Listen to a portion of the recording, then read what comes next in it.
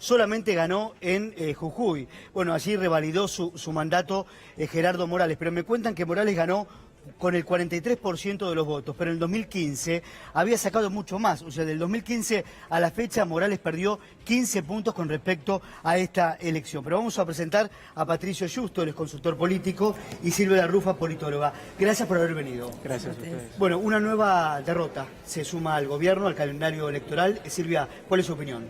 Sí, claramente hay un retroceso de la opción Cambiemos en todo el país y eso se refleja en las elecciones provinciales.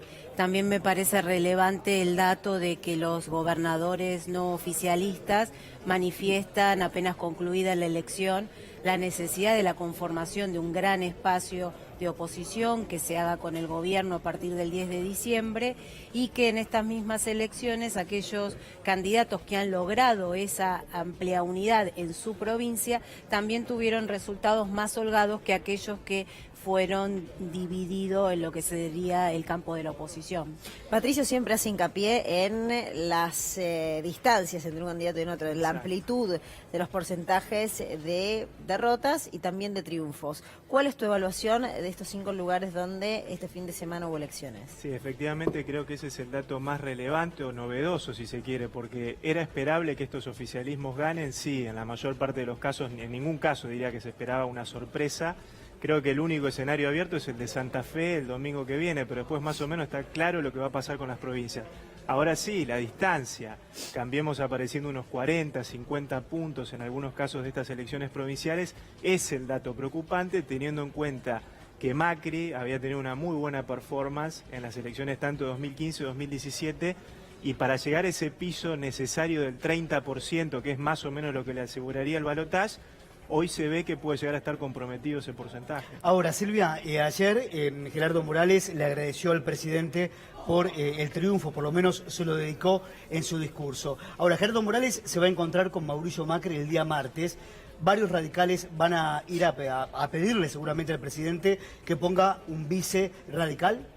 Sí, es muy probable, los principales referentes del radicalismo vienen manifestando la necesidad de que lo que ellos creen debe ser una coalición de gobierno se exprese más allá de una coalición electoral y entienden que con un radical o una radical en la fórmula así sería. Lo que sí creo difícil es que, como solicitó o expresó Morales, se amplíe, Cambiemos. Me parece que cada vez hay menos sectores que están con deseos de ser parte de la coalición de gobierno. Patricio, amplía un poquito más, perdón, parece que estamos como en canales distintos, pero me quedé pensando y me parece interesante el concepto de esos porcentajes que recién mencionabas y la comparación que vos hacías con el 2015. ¿Qué números se te vienen que pueden graficar o que pueden llegar a anticipar a lo que pueda llegar a ocurrir en estas elecciones? Bueno, creo que el principal baldazo de agua fría fue Córdoba. Esa caída en los porcentajes en el tercer distrito del país. Sabemos que en la provincia de Buenos Aires el escenario no es el mismo que el 2015-2017. La diferencia de emisiones, otro dato que fue muy contundente. Tucumán se esperaba que podía llegar al 30%, terminó en un 20%, Cambiemos. La provincia de Entre Ríos te diría que fue uno de los resultados mejores que consiguió el gobierno, porque tengamos en cuenta en qué caso Cambiemos va a poder sacar 35 en una provincia que no gobierna. Creo que van a ser bastante excepcionales los casos. Entonces, si uno hace todo ese pantallazo general del país, ahí está el tema de digamos, la situación complicada.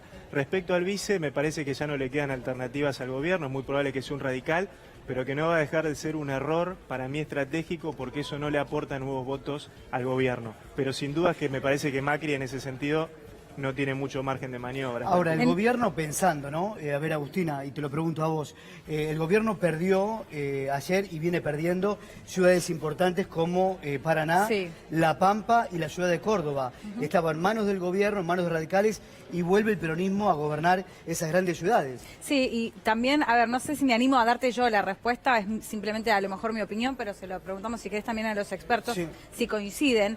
En mi opinión tiene que ver con la estrategia estrategia que han tomado los gobernadores de desdoblar las elecciones. No sé si en el marco de una elección nacional habrían podido tener el mismo resultado, pero hacia ahí también iba mi pregunta, vos lo mencionaste. Les quería consultar a ustedes si creen que en la estrategia provincial desdoblar las elecciones ha sido determinante, y a eso también le sumo la decisión de Gerardo Morales de ampliar incluso el frente que lo lleva a su reelección, porque llegó a 38 partidos que apoyaron el frente que lleva a Cambiemos en esta ocasión, con lo cual, no sé si 38. 38 frentes, o sea, 38 partidos conformaron el frente que le dio la victoria a Morales en el día de ayer. Entonces, es la prueba más exacta de que a lo mejor está en ampliar la fórmula, digamos, el frente para que gane Cambiemos. Se los consulto a ustedes. Sí, claramente cuando un frente electoral es amplio, las posibilidades de triunfo electoral son mayores, y el escenario nacional a los gobernadores oficialistas los complicaba.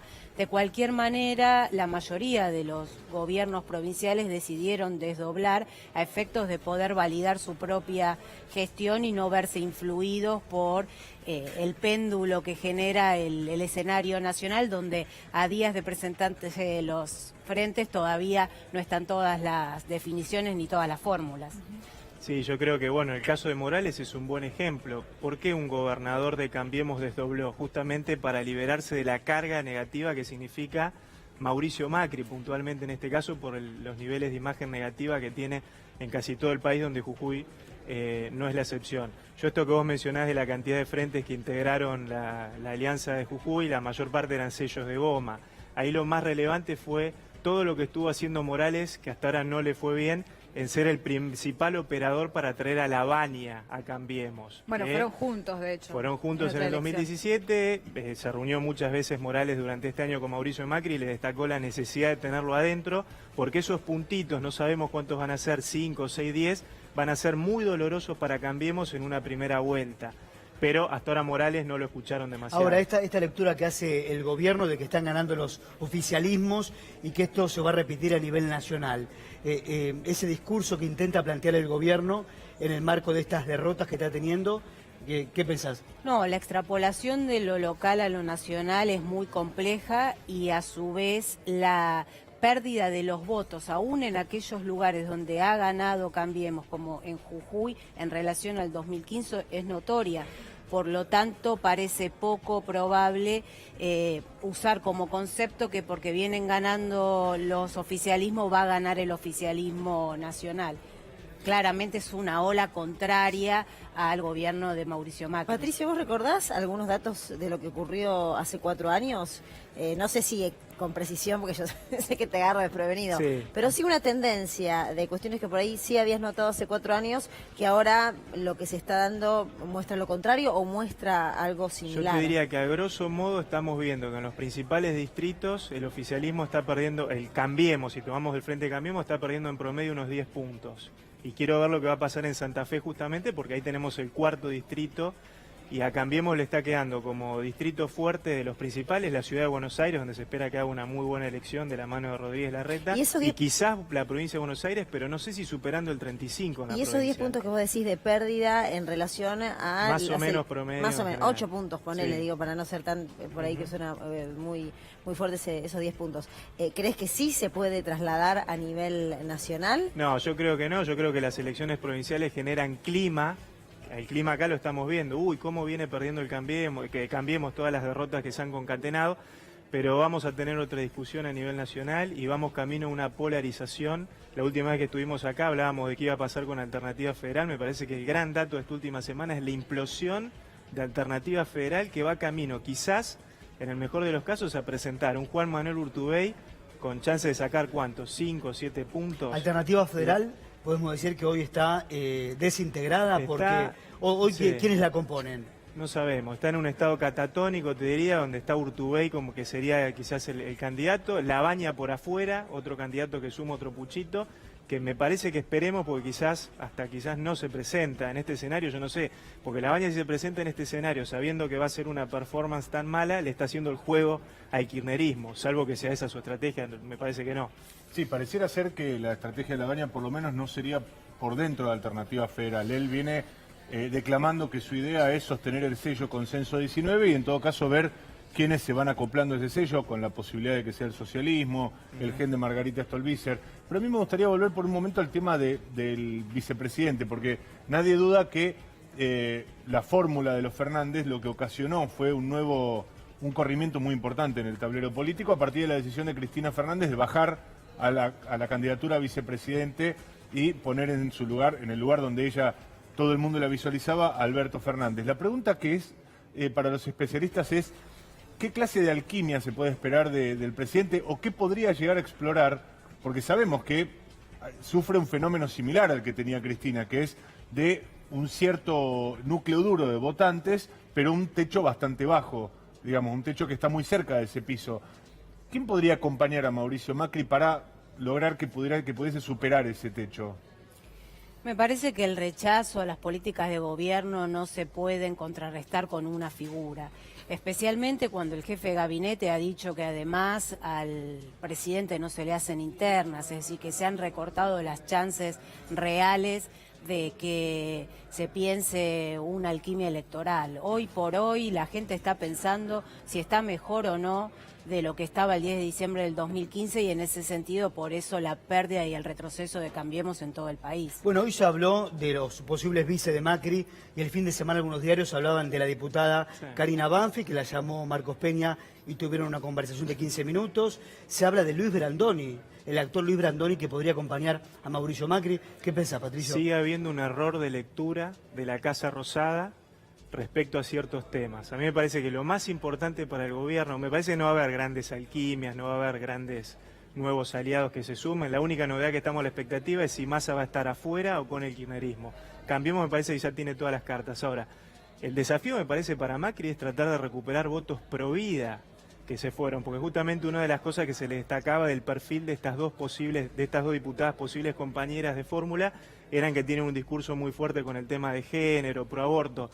Todo lo contrario de lo que necesita Macri intentar recuperar, a mi humilde entender, de cara a la primera vuelta. Ahora, ¿cuán creíbles, muy brevemente, cuán creíbles son para ustedes estas encuestas que se indican que esta suerte de veranito, de calma chicha financiera que nos ha tocado la semana pasada, con el dólar ha incidido y le ha subido algunos puntos? ¿Les parece que tienen asidero? Los humores sociales van variando, por eso los números en las encuestas van cambiando semana a semana. Yo creo que recién con las fórmulas oficializadas va a ser importante o relevante leer las encuestas. Por ahora dan idea de un humor social y nada más. Yo en esto coincido y siempre remarco que los profesionales de las ciencias sociales tenemos que ser serios con esto. Sin los candidatos definidos, hablar de encuestas es una proyección, digamos, que suena muy lejana. Y en esto sí quiero remarcar la importancia del dólar quieto y de la inflación para Macri es fundamental. Eso de alguna forma le define si puede ganar o perder, me parece, a esta altura. Ayer en la noche se vivió un momento periodístico muy interesante y político también, por supuesto. Sí. El equipo conducido por Iván Jagroski de Gana Algo invitó a Alberto Fernández, que estuvo en los estudios de C5N. Hubo dos momentos impactantes. Uno en la entrevista mano a mano y otro cuando termina hablando con Sergio Massa, hoy aparentemente uno de los jugadores más interesantes y más seductores por parte de la dirigencia política. Presten atención porque primero el candidato a presidente de la Nación hacía alusión directa a Sergio Massa. Nosotros venimos hablando hace mucho con Sergio, cambiando opiniones, tratando de ver de qué modo encontrar puntos de acercamiento. También nos encontramos con muchas diferencias, no voy a mentir. Que eso es lo que hace a veces más lento el tránsito hacia cualquier proceso de unidad definitiva. Pero bueno, hay que darle tiempo a Sergio también, que él intentó otra experiencia, y bueno, ojalá lo resuelva y ojalá se sume. ¿Sos optimista? Yo siempre soy optimista, porque lo que creo es que sensatamente cuando hablamos en la intimidad todos nos damos cuenta que la unidad favorece mucho el éxito de un triunfo sobre Macri. Lo garantiza absolutamente. Y lo garantiza en los términos que estamos viendo. Donde el peronismo se une, la diferencia es enorme. Falta decisión política. Falta que Sergio tenga la decisión política de hacerlo, si es que lo quiere hacer. Si no lo quiere hacer, también es respetable. Yo no no lo voy a descalificar por eso. Pero es él el que tiene que resolver cuál es su objetivo, qué es lo que quiere hacer, dónde lo quiere hacer. A mí me parece que ese espacio de Alternativa Federal, donde uno de sus candidatos dice que en una segunda vuelta va a votar a Macri, llamarlo a eso un espacio opositor es casi un... Sí, es raro. Es raro, ¿no? Suena Sí. raro. Suena Sí, muy ¿a mí raro. te sorprendió esa declaración? Sí, mucho, mucho. Pero son las declaraciones a las que conduce el odio. Solamente el odio puede explicar esa respuesta. Es un No factor tiene- personal, no es un factor Sí, político. no tiene ninguna explicación sensata, racional. Es el odio.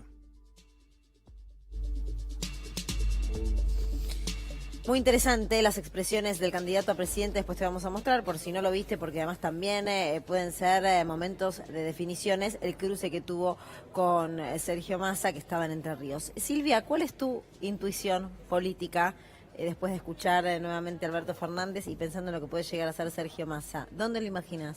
Yo imagino un gran frente de unidad de toda la oposición que viene del campo nacional y popular. Me parece que así lo expresó el Frente Renovador y que el comunicado de Sergio Massa del sábado va en ese mismo sentido. Obviamente, como le dijo Alberto Fernández, es necesario profundizar las coincidencias y dejar de lado las diferencias, y entiendo que eso es lo que están haciendo en estas últimas horas. Ahora, Patricio, con Sergio Massa, la fórmula Fernández-Fernández, ¿gana en primera vuelta? Esa es la apuesta de ellos. ¿De quién? La apuesta de este frente que se Sí. está armando, liderado por Cristina Kirchner y, digamos, el kirchnerismo en general. Yo creo que esa es la apuesta, trayendo la Massa. Ahora, me parece que esa cuenta no va a ser tan fácil. A Massa no le va a ser tan sencillo trasladar sus votos, con, digamos, él confirmando la participación dentro de ese frente.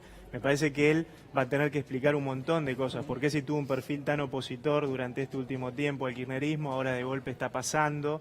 Me parece que esa especulación no necesariamente esos votos se traen. Vos sabés que leía una columna de, perdón, que no me acuerdo del periodista, pero de Tiempo Argentino, que decía que era más importante para la fórmula Fernández, un más adentro, no por lo que suma, sino por lo que puede llegar a estar estando afuera. ¿Vos creés que un poco es esa lectura de al menos la que se puede hacer desde el análisis político? Eso sí puede ser verdad, eso efectivamente uno lo puede ver desde ese punto de vista también. Lo que se pierde porque esté afuera, que lo poco que puede sumar viniendo en el marco de estas negociaciones tan complejas que se están dando. Yo por eso digo, hay que esperar la lectura que haga el electorado, si esta alianza se concreta, que coincido, me parece que lo más probable es que se termine dando, me parece que lo más probable es que Massa termine alineado de alguna forma, no sé si con una candidatura concreta, pero de alguna forma alineado Ahora, con Fernández. si Massa se acerca al kirchnerismo, ¿esto se va a saber, se tiene que saber el día miércoles o hay que esperar hasta el 22 de junio? Podría darse Técnicamente. técnicamente, si el Frente Renovador quiere participar activamente de un frente electoral, tiene que estar decidido este miércoles 12. Ahora bien, los hombres y las mujeres que integran el Frente Renovador podrían ser candidatos de ese frente electoral, aunque no lo hayan integrado formalmente, y estirar los plazos hasta el 22 de junio. Bien, ayer habló Sergio Massa, a ver, lo escuchamos que decía.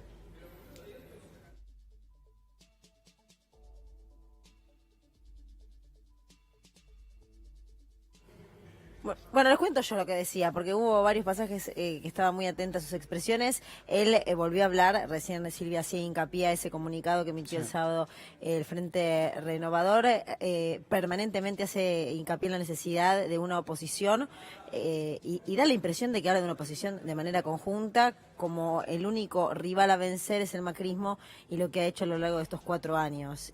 Creo que todos los caminos conducen a eso, pero bueno, por supuesto, nadie tiene la última palabra.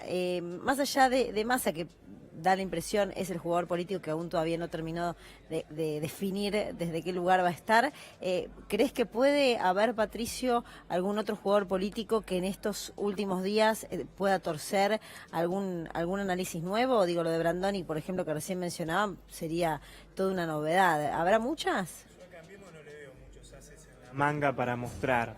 Tendría que ser algo bastante sorpresivo, un eventual candidato a vicepresidente que, digamos, genere como alguna conmoción política. Me parece que hay que esperar lo que haga Labaña. El otro gran dato va a ser esperar qué hace Labaña, porque sin dudas algo va a tener, digamos, un caudal electoral él va a tener, sobre todo en un contexto no olvidemos, donde la tercera posición está desde el punto de vista de la demanda. Tengamos en cuenta que los principales dirigentes, Cristina ahora es vicepresidenta, ¿no? Pero bueno, Mauricio Macri están con un nivel de imagen negativa muy alta. La demanda de una importante porción de la población por algo distinto está.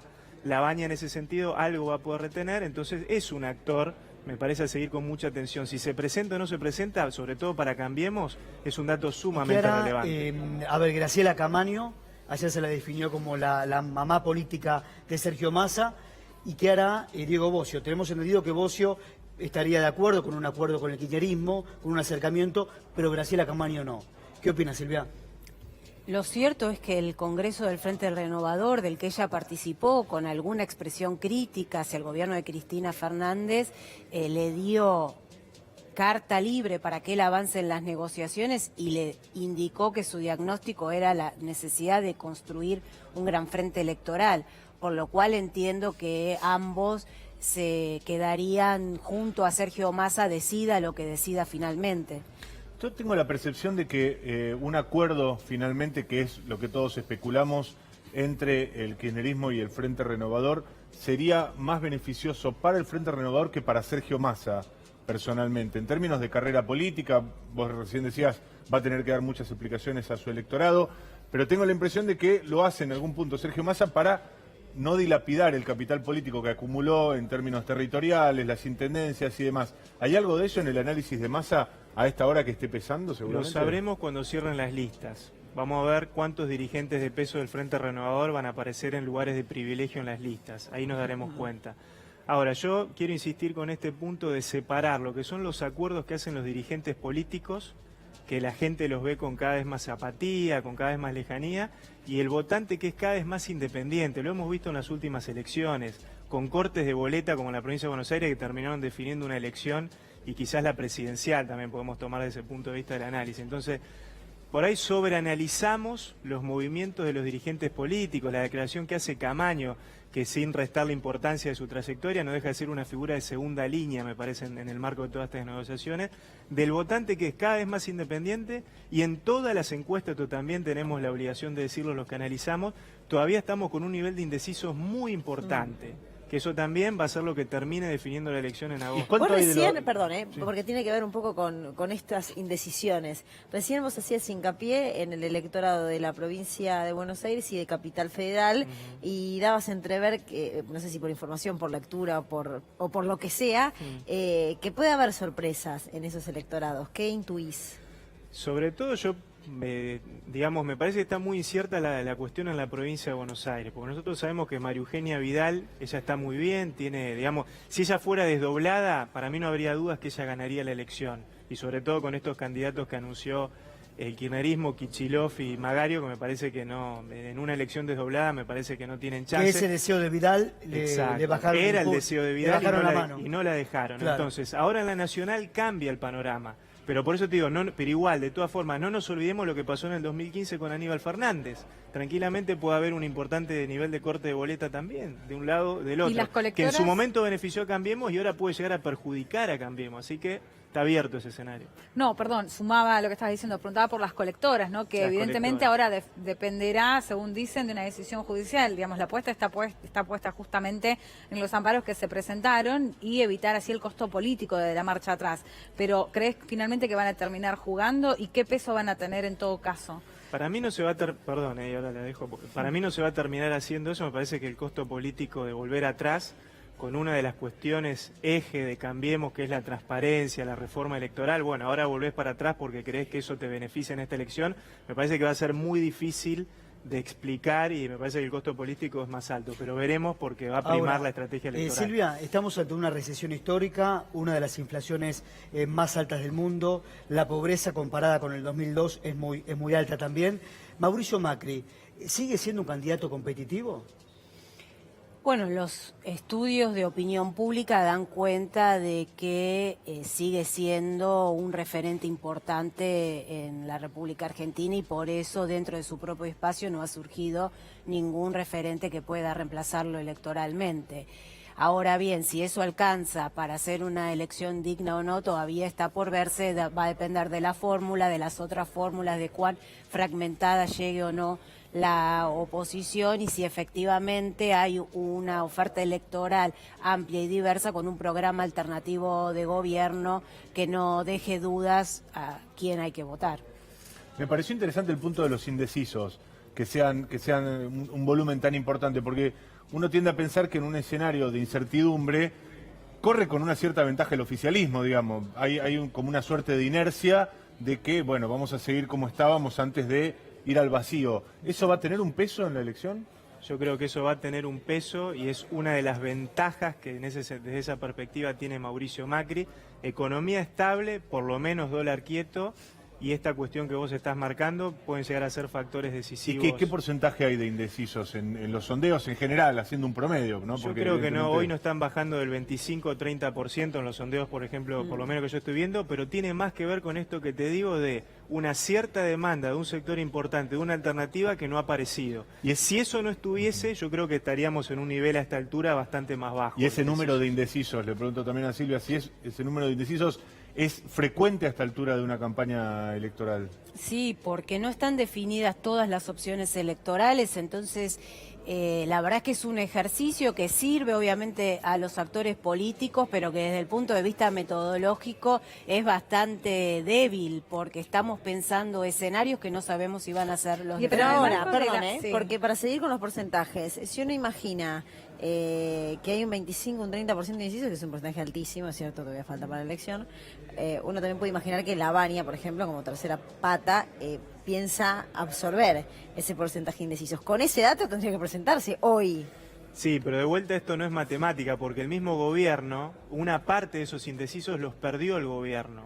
Son digamos, votantes que perdió el gobierno. Entonces, no se, digamos, eso no se traslada directamente a una tercera opción. Sí podría pasar algo así si realmente surgiera una figura muy atractiva, un fenómeno tipo Bolsonaro, pero estamos lejos de eso. La Baña no representa eso, no es un fenómeno nuevo de la política.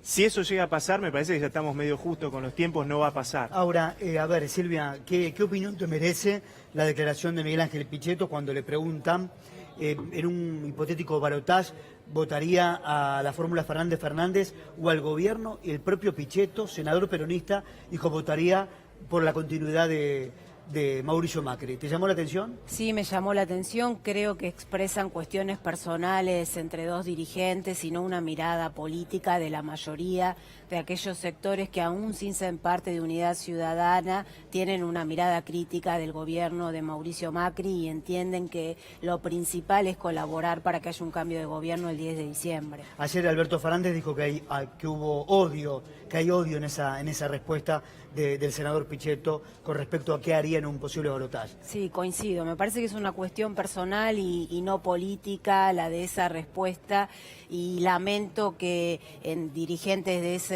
talla todavía perduren las cuestiones personales por sobre las cuestiones colectivas. Y Pichetto, que vos recién mencionabas, perdón, me seguía preguntando, tampoco es un jugador político, es un jugador político importante para el mundo de la política, pero para el votante no lo es, o sí. No es un elector, es un dirigente que tiene más bien un perfil de operador, de armador político. En el Senado se ha manejado muy bien. Es un dirigente que ha navegado por distintas etapas del peronismo en los últimos 20 y pico, 30 años. Y coincido acá con lo que dice la analista, que es una cuestión meramente personal esa declaración. Ya está viendo dónde le va a caer mejor estar digamos, a partir del 10 de diciembre. Está haciendo una especulación meramente personal. Bueno, yo me quedé con la duda, digamos, en el tema de los indecisos, lo que vos decías sobre este porcentaje y la Baña. Digo, en un escenario donde la polarización aparece tan marcada, con gente que no quiere a Macri y otra gente que no quiere el regreso de Cristina Kirchner, digo, ¿cómo uno puede intuir hacia dónde va a ir? Porque no es que el que no quiere a Macri la quiere a Cristina o al revés. Exacto. ¿Cómo se va a dirimir esa campaña? ¿Cómo se juega? Es muy interesante tu pregunta, y en las técnicas de las ciencias sociales hay, digamos, herramientas para proyectar indecisos. Pero si hay un escenario donde me parece que yo no aconsejaría todavía estar haciendo esa proyección, es por la gran polarización que hay y porque hasta que no esté definida la oferta no me parece válido hacerlo. Pero es muy difícil, si te tengo que responder de alguna forma, hacer esa proyección hoy en día. Bien, Patricio, Silvia, muchas gracias por compartir su análisis con nosotros. Ahora nos vamos a una información de último momento.